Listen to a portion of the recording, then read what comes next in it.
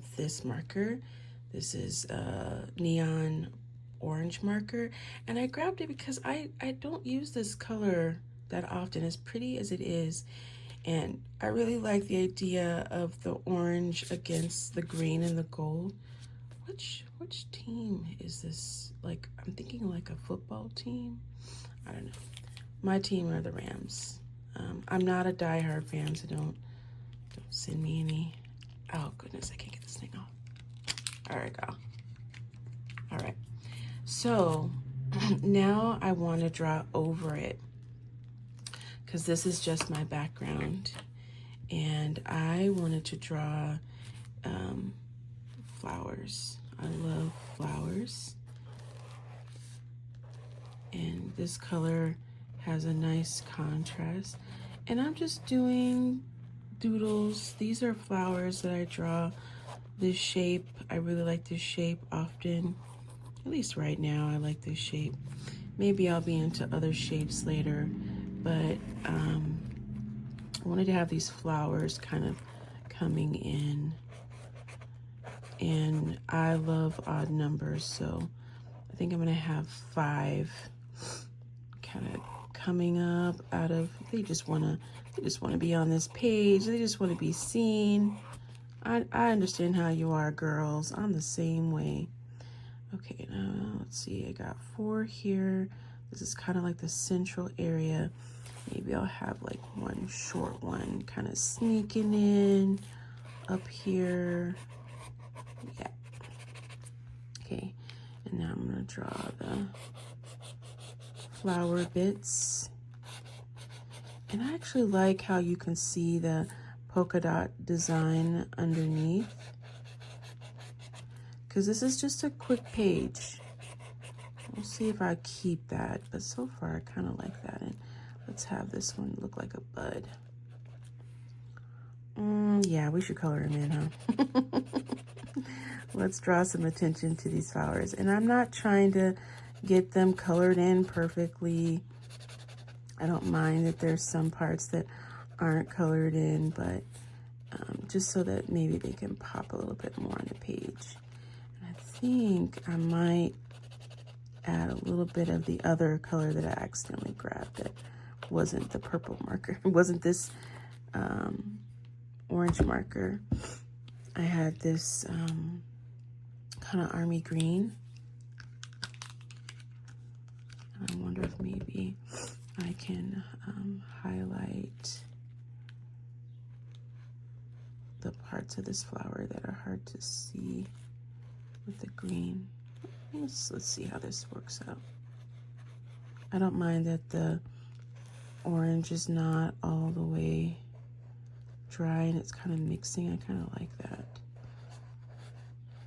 Gives a little more texture. Okay, I know this is in kind of the ugly phase, but this is a part of art.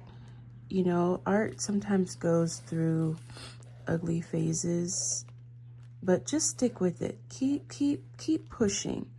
And this is something I like to remind my clients in my work, my therapy work with them, my spiritual direction work with them, with folks, the workshops that I get to lead, is don't expect perfection the first go.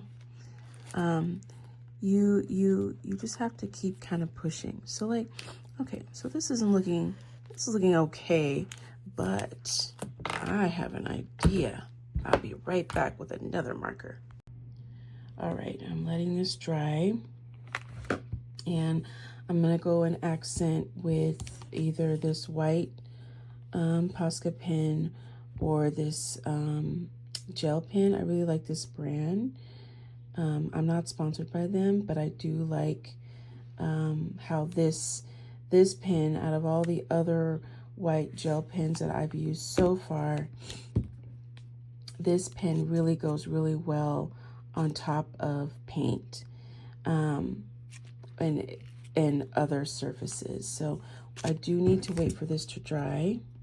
So we'll just fan it with the thing here. Let's see. Okay, yeah, let's try it And let's see what happens if we try with this pen. I like that this pen has a thin line.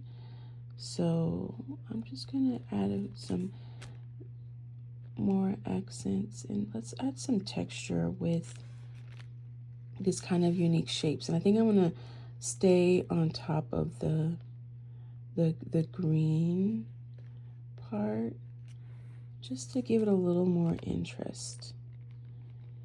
And the thing about doing these kind of, I call them my morning warm-ups or morning pages, is I'm experimenting with shapes, colors, color palettes here to see what I like, right? And looking at this, I like what I'm doing here, but I think maybe using a lighter orange would have been a better option. But hey, now I know. Actually, I think I'm gonna draw these out anyway. Now I know, so that, and I might create this again, and and maybe I'll learn from what I did here, what I liked, what I didn't like. It's an opportunity to practice. But the cool thing about what I'm creating right now is that this is beautiful collage fodder that I could use in a project, and I'm going to show you how to do that. All right, so I think this is as much as I want to do. Ooh, I'm going really 1980s or no 1990s here, right? All right, so this is done. I'm gonna tear this out and I'm gonna move on to the next part. Be right back. There's a good view. Okay, I'm done. Here's the finished product. Now listen, I'm an artist. I do this every day. You may not have all of this stuff just sitting around waiting to be used.